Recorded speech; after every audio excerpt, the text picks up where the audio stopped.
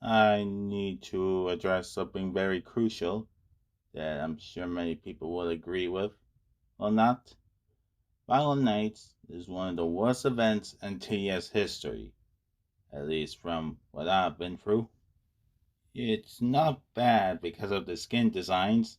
I like how well designed they are, with some even having Santa beards. It's not bad because of the event tower. It looks interesting, but it does have its own issues.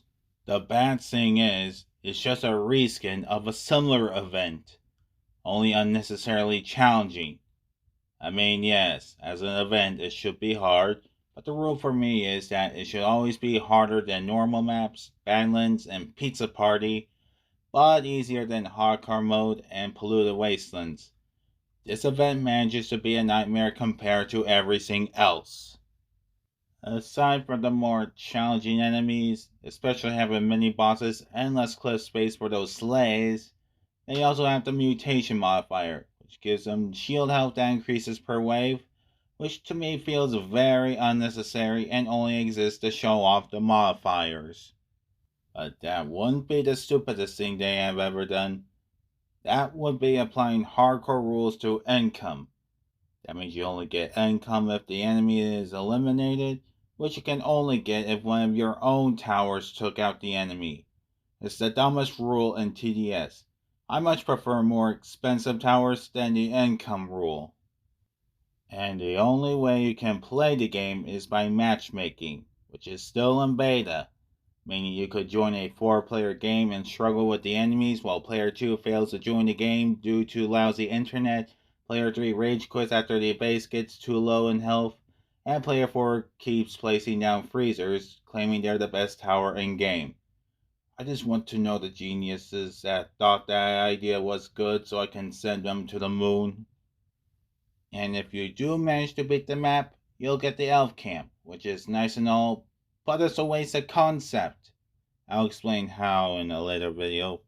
To me, this event screams rigged so that only players with engineer could win. That's not a good thing, and it's not just the event I want to vent over. I feel the game is becoming more of a bore now.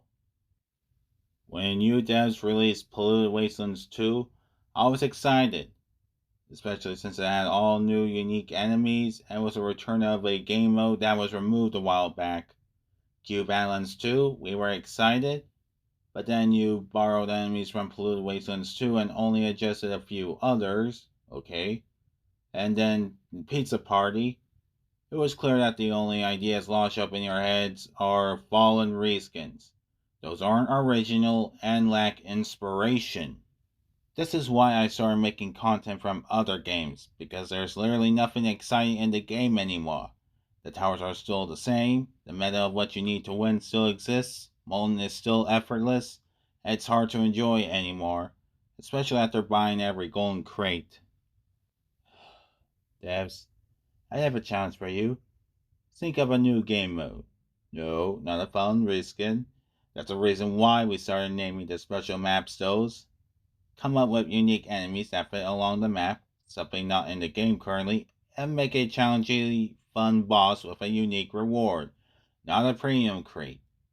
Repeat, a unique map, no fallen reskin, no premium crate, focus on originality, not stealing designs and abilities from other games.